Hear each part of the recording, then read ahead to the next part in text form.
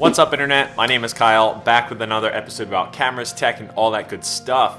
Today, we're going to talk about Instagram and how to level up your photos.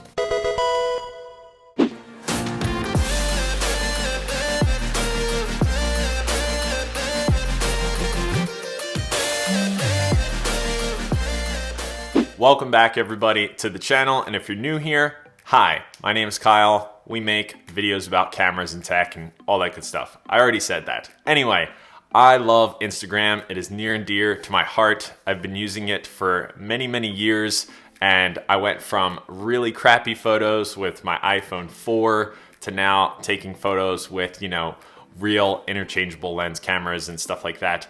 And it's been a fun process from where I was to where I am now. And I think I know a little bit about Instagram. I don't have a huge following, but I really love the platform, and I've kind of learned things throughout, especially the past year, and I want to share them with you. Okay, so my first tip, especially in 2019 and kind of starting in 2018, is the 4x5 crop. So in Lightroom, which is what I use to edit, and I'm sure a bunch of other editing programs, you can edit your picture, especially vertical pictures, for a 4x5 crop, and that is the max size that Instagram allows you to post. So it's really eye-catching when you're scrolling through the grid and all of a sudden you see a giant vertical formatted picture and it takes up the most screen real estate possible within the app, and it's eye candy. You immediately are drawn to that picture versus a horizontal picture that is a lot more shrunk or more shrunken down and condensed, and it's a lot more appealing. It just jumps right off the screen and you kind of look at it. Yeah, so 4x5 is definitely my recommendation to kind of just instantly up your photos. If you are posting just 1x1, the square, that's perfectly fine. I mean, that's what Instagram started out as. But the 4x5 compared to a 1x1 square, in my opinion, is just not even a contest. The 4x5 just grabs you and it's more screen real estate, so it kind of makes sense. Okay, the second thing is your actual composition within the square grid of your profile page. So of course you can use 4x5 to kind of take up the most screen real estate within the feed, I guess you would say is what it's called. If you're posting 4x5 cropped photos, it's gonna take more than a square, but then when you go into your page or your profile and you're scrolling through the master grid of your profile, everything is 1x1 square. It's, a equal four-sided square, and it's cropped differently. So if you post a 4x5, you kind of need to think about the composition for your Instagram page. Now, of course, this is not a rule. I don't care if you guys do this, but this is something that I do think about sometimes when I'm posting. I'm like, this is a vertical photo. The head of this person in this, portrait is up here, but when I post it to my grid, is it gonna be like cutting off underneath their nose or vice versa? How is it gonna look on kind of my master profile? And that's something that's kind of important to me. I kind of like the way it looks. I nerd out about it a little bit, but it's not a rule. And even if it was a rule, rules are meant to be broken, but think about how your picture is going to look when it gets to your grid. Okay, and then the next one, I feel like this may be a little taboo. I don't know, this is just my opinion, but I edit my Instagram photos to be looked at on a phone. What I mean by that is I use my phone with 100% brightness. I like it as bright as it can go. Yeah, that was a little too bright. Now, I don't know about you guys, but when I use my phone, I have an iPhone 8, I like to keep it at 100% brightness all of the time. I like the way it looks. Unless I'm like in bed, like about to fall asleep, I'll drop it down a little bit, but it's always at 100% brightness, so that's what I edit for. I edit on 100% brightness. That's kind of how I edit the photo to be viewed, and that's just what I do. And that also goes for like selective editing within Lightroom or using the cloning tool or masking or anything like that. If you're taking things out or, airbrushing over some things or removing like this telephone wire or something like that, it's not that big of a deal to change stuff like that on an Instagram photo that's meant for looking at on a phone. A lot of people, I think, get hung up on those types of things. They don't want to change too much because it's too noticeable or something like that. Unless you're making your butt look like a school bus, which some people do, it's not gonna matter. You're looking at a photo on a small phone screen, quote unquote, a small phone screen. I know some are like the size of a freaking TV. But my point is don't worry about mixing things up, changing things out, kind of taking out that telephone wire and then posting it on Instagram. Of course, if you don't care about that stuff, don't even worry about this tip, or make your butt bigger. Okay, and the next tip is sort of kind of with the 4x5. It is a newer feature in Instagram, at least in the last 2 years or year, is the photo carousels. So this is something that I like a lot.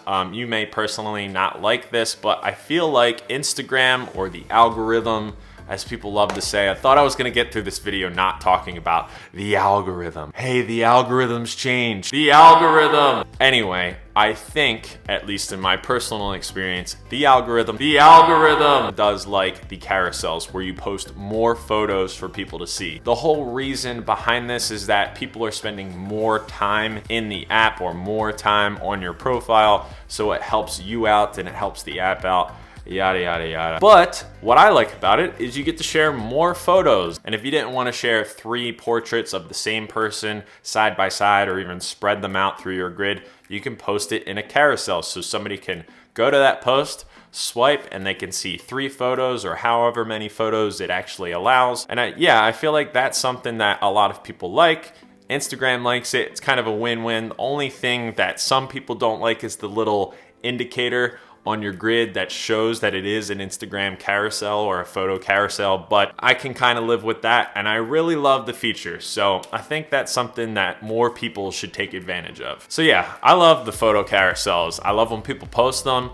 What do you guys think? Let me know down below. Do you guys like the photo carousels? Maybe you hate them. I have no idea. Ooh, this is a good one. Okay, so the next tip or trick is an app to organize your grid. Now, there are a bunch of apps, and that might be a whole separate video of apps that help you with Instagram, you know, organizing your grid or doing all sorts of stuff. I really like the app called Unum. It's spelled U-N-U-M. I think it's pronounced Unum. If it's not, somebody tell me otherwise. But anyway, they're not sponsoring me, or nobody's paying me. This is just an app that I've had for probably 2 years now that I really enjoy. So one of the things I really love about Unum is it displays your grid. It shows a little Instagram icon for photos that you already have on your profile, and then you can have photos within the same grid that you haven't posted yet. Now, I use the free version. I don't know all of the things that the paid for version gives you, but I'm sure it gives you a bunch of cool stuff. But what the free version gives you is a grid where you can preview your photos, you can organize them, switch them around super easy. You can also see stats like the best time of day to post or the best days to post and all sorts of stuff like that. Sometimes I get really particular about my feed, and then sometimes I'm not. And I always come back to Unum, and there are sometimes photos in there that I were planning to post that I forgot about, and I'm like, maybe I should post that. And it kind of just helps you kind of keep a consistent feel. This is probably a little nerdy, but I really like this app, and I just wanted to suggest it to you guys. In case some of you guys are like, oh, I want to kind of plan things out a little bit more. This is a really cool free app to try out. One of my favorite features about Unum is that you can shift down the grid as if you were just posting the next photo. So you can actually see the position of where your photos are going to drop to when you post a new one.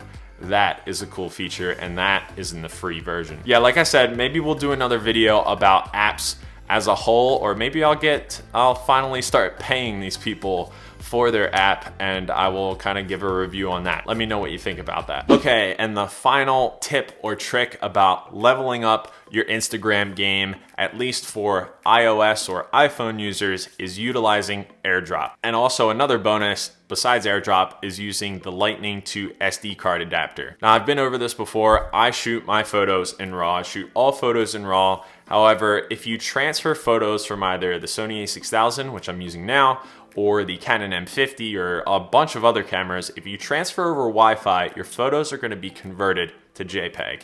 A lot of people don't know that. I was thinking about making a video about it, but I'm telling you now is that if you're taking raw photos and you're transferring over Wi-Fi, you're going to convert your photos into JPEG and thus lose the whole flexibility or the point of shooting raw. Now, you can either use the Lightning the SD card adapter in your phone or your iPad and just import raw photos directly into iOS, which now supports raw photos. Or you can use your SD card and put it into your iMac or whatever Apple computer you have, and then import it into Lightroom, edit it, do all that stuff. And then if you want to get your photos back to a mobile device that has the Instagram app, you can use AirDrop. Now, what I typically do is I use the Lightning to SD card adapter on my iPad. I import the photos, I edit all my photos in Lightroom on my iPad Pro, and then after that, I export them as max file size, so I have the highest resolution possible with my photo,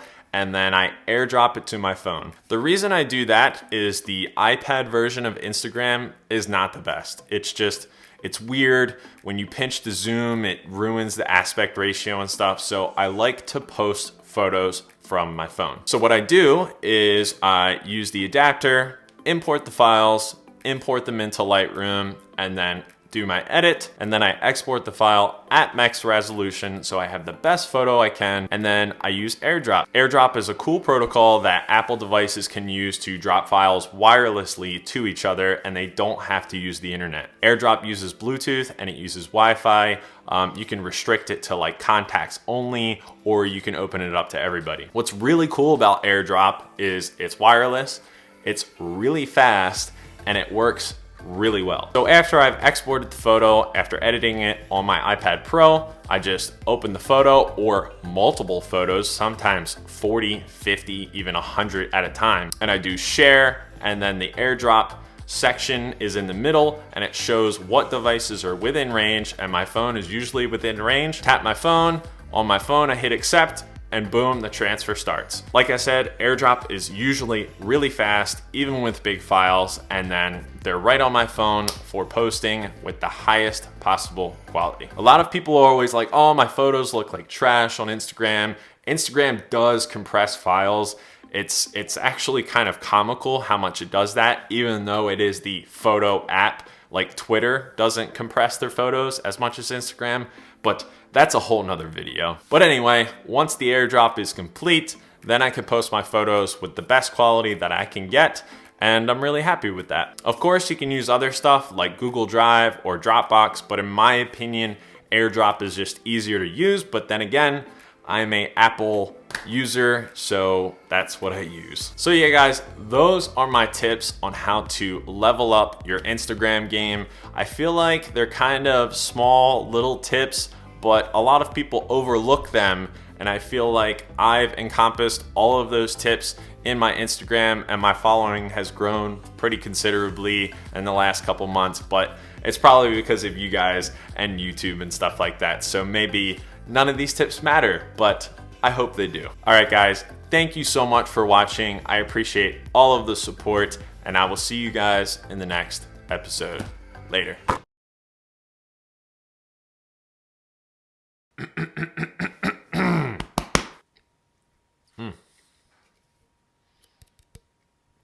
Ithaca. Okay, we should be fine. We should be fine. Okay.